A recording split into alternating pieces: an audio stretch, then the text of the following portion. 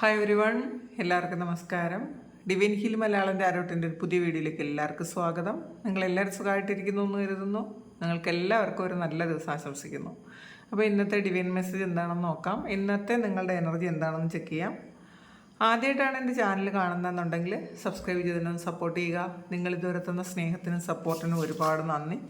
നിങ്ങൾ സബ്സ്ക്രൈബ് ചെയ്തതിന് ശേഷം കാണുമ്പോൾ നിങ്ങളുടെ എനർജി എനിക്ക് ടാപ്പ് ചെയ്യാൻ പറ്റും. കൂടുതൽ ആക്യുറേറ്റ് ആയിട്ടുള്ള റീഡിങ്സ് തരാനും പറ്റും. നമുക്ക് നോക്കാം ഇന്ന് നിങ്ങൾ എന്തൊക്കെ കാര്യങ്ങളാണ് ശ്രദ്ധിക്കേണ്ടത്. ഇന്നത്തെ നിങ്ങളുടെ എനർജി എന്താണ് നോക്കാം.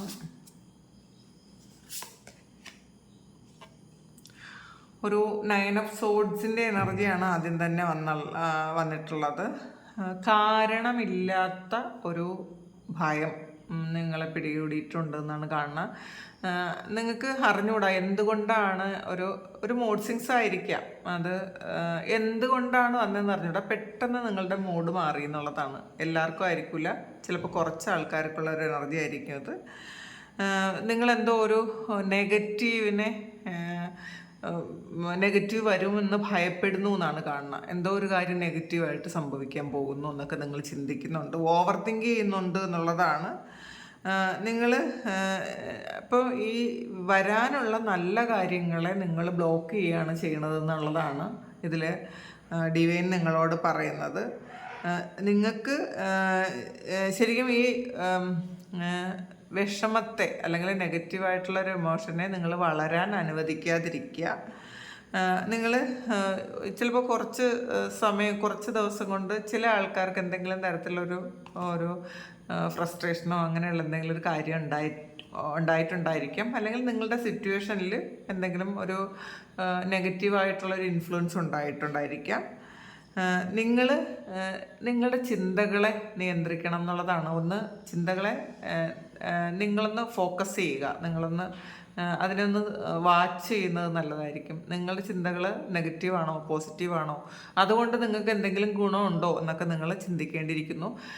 ചിന്തകളെ ഡൈവേർട്ട് ചെയ്ത് നിങ്ങൾ പോസിറ്റീവ് ആക്കാൻ ശ്രമിക്കുക എന്നുള്ളതാണ് ഇതിനകത്ത് പറയാൻ പറ്റുന്നത്. കാരണം നമ്മൾ തന്നെയാണ് നമ്മളുടെ ഫ്യൂച്ചർ നമ്മൾ ക്രിയേറ്റ് ചെയ്യുന്നത്. അത് മാനിഫെസ്റ്റേഷൻസിലൂടെയാണ്. അപ്പോൾ കൂടുതലും നമ്മളെപ്പോഴും നെഗറ്റീവായിട്ട് ഇരുന്ന് കഴിഞ്ഞാൽ നെഗറ്റീവായിട്ടുള്ള കാര്യങ്ങൾ തന്നെ സംഭവിക്കും എന്നുള്ളതാണ്. ഇതൊരു അൺനെസസറി വറിയാണെന്നുള്ളതാണ്.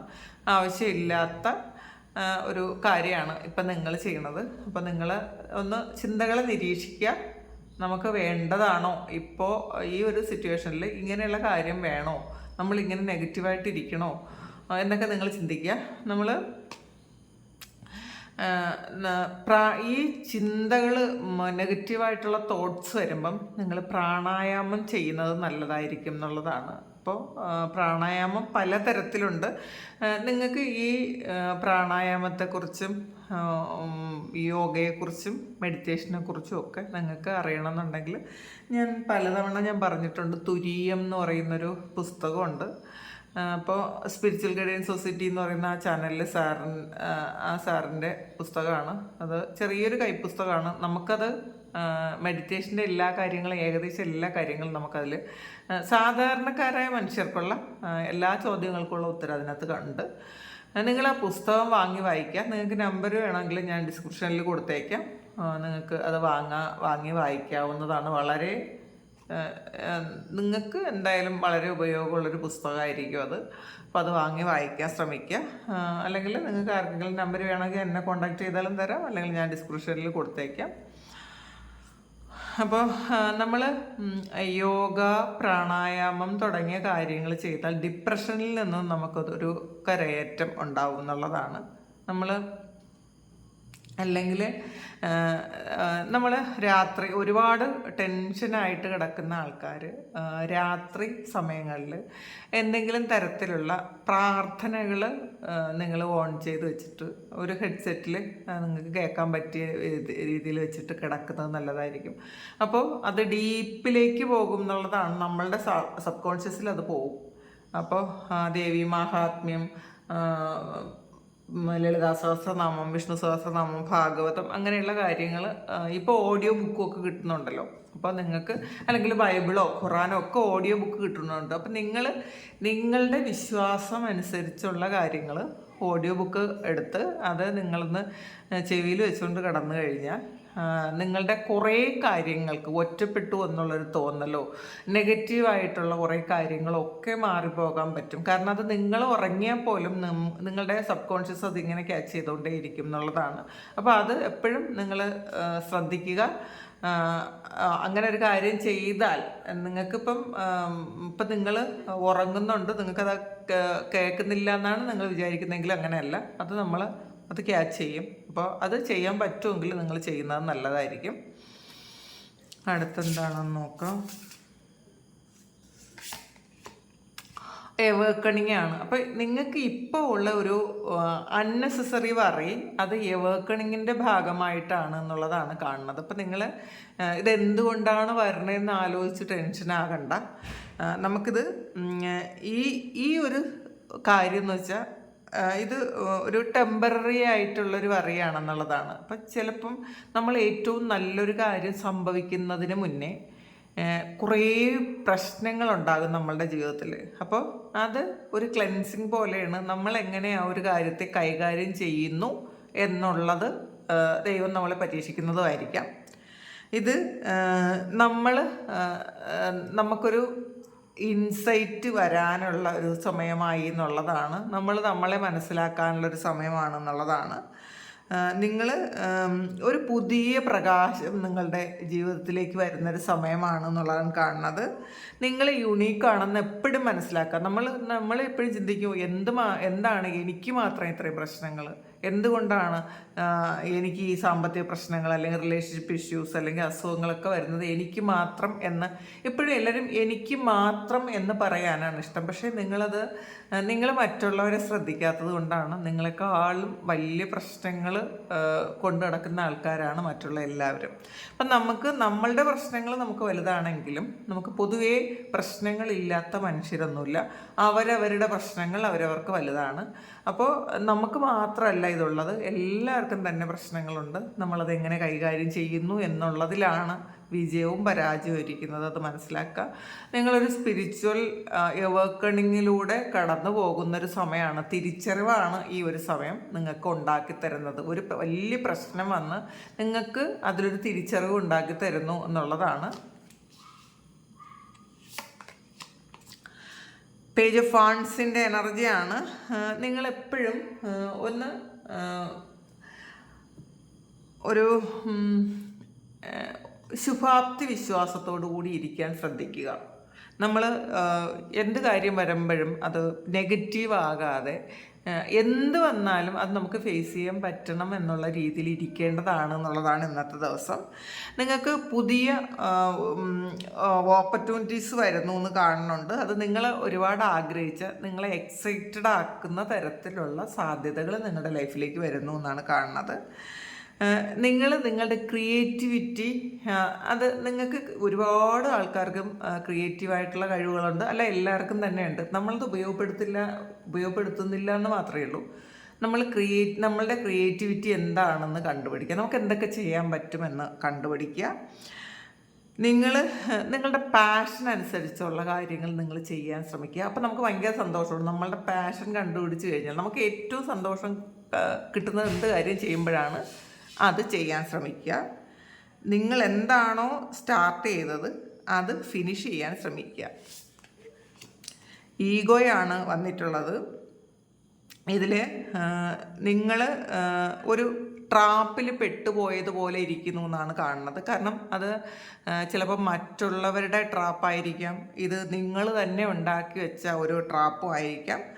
അപ്പോൾ ചിലപ്പോൾ നമ്മളുടെ നെഗറ്റീവ് തോട്ട്സ് കൊണ്ടുണ്ടായ ട്രാപ്പായിരിക്കാം. നമ്മളുടെ ജീവിതത്തിൻ്റെ ഉത്തരവാദിത്വം എപ്പോഴും അത് നമ്മൾ ഏറ്റെടുക്കാൻ ശ്രമിക്കുക. അപ്പോൾ ഇത് നമ്മളെപ്പോഴും നമുക്ക് പ്രശ്നങ്ങൾ വരുമ്പം നമ്മൾ മറ്റുള്ളവരുടെ പഴിചാരി മാറിപ്പോകാതിരിക്കുക. പിന്നെ നമ്മളുടെ ജീവിതത്തിലെ സന്തോഷങ്ങൾ കണ്ടെത്താൻ നമുക്ക് മാത്രമേ പറ്റുള്ളൂ എന്നുള്ളൊരു തിരിച്ചറിവ് എപ്പോഴും വേണ്ടതാണ് എന്നുള്ളതാണ് കാണുന്നത്. പിന്നെ ചില അൺഹെൽത്തി ആയിട്ടുള്ള അഡിക്ഷൻ ഉണ്ട് എന്നുണ്ടെങ്കിൽ അതിൽ നിന്ന് നിങ്ങൾ വിട്ട് മാറിപ്പോകേണ്ടതാണ്. അത് റിലേഷൻഷിപ്പ് ആകാം, അല്ലെങ്കിൽ വേറെ എന്തെങ്കിലും തരത്തിലുള്ള അഡിക്ഷൻസ് ആകാം. ഇതൊക്കെ നമ്മളുടെ ജീവിതത്തിൽ നല്ലതല്ല എന്നുണ്ടെങ്കിൽ അത് മാറ്റി വിടുന്നത് നല്ലതായിരിക്കും, അല്ലെങ്കിൽ അത് മാറ്റുന്നത് നല്ലതായിരിക്കും എന്നാണ് കാണുന്നത്. ഇപ്പം നമ്മൾ ചില റിലേഷൻഷിപ്പിൽ പെട്ടുപോയാൽ അതൊരു അഡിക്ഷനാണ്. അതിൽ നിന്നും നമുക്ക് മാറിപ്പോകാനേ പറ്റൂല എന്നാണ് കാണുന്നത്.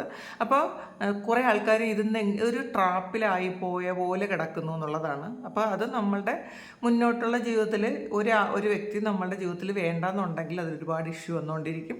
പിന്നെ നമുക്ക് നമ്മളെ നല്ലതല്ലാത്ത, നമ്മളെ വേദനിപ്പിക്കുന്ന ഒരു സിറ്റുവേഷനിൽ നമ്മൾ ഉൾപ്പെടാതിരിക്കുന്നതാണ് നല്ലത്. അതിൽ തന്നെ ഇരിക്കാതിരിക്കുന്നതാണ് നല്ലത്. വൈസ് കൗൺസിലറാണ് വന്നിട്ടുള്ളത്.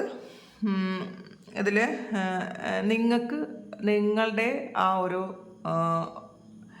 വേവ് ലെങ്തിലുള്ള ആൾക്കാരുമായിട്ടുള്ളൊരു കമ്മ്യൂണിറ്റിയിൽ നിങ്ങൾ ചേരാനുള്ളൊരു സാധ്യതയുണ്ട് എന്നാണ് കാണുന്നത്.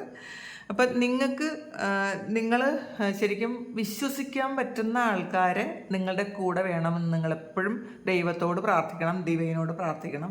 പ്രത്യേകിച്ചും ഒരു സ്പിരിച്വൽ കമ്മ്യൂണിറ്റിയിൽ ചേരുമ്പോഴോ, അല്ലെങ്കിൽ നമുക്കൊരു ഗുരു എന്ന് പറയുന്ന ഒരു സ്ഥാനത്തേക്ക് ഒരാളിനെ കാണുമ്പോഴോ നമ്മൾ ചീറ്റ് ചെയ്യപ്പെട്ടേക്കാം. അപ്പോൾ അതുകൊണ്ട് എപ്പോഴും നമ്മൾ പ്രാർത്ഥിക്കണം. നമ്മളെ ഗൈഡ് ചെയ്യുന്ന ആളാണ് നമ്മളുടെ ഗുരു. അതുകൊണ്ട് തന്നെ ആ ഒരു കാര്യം അത്രയും ജെനുവിനായിട്ടുള്ള ആൾക്കാരെ നമ്മളിലേക്ക് കണക്ട് ചെയ്ത് തരണം എന്ന് നമ്മൾ പ്രാർത്ഥിക്കാൻ ശ്രമിക്കുക.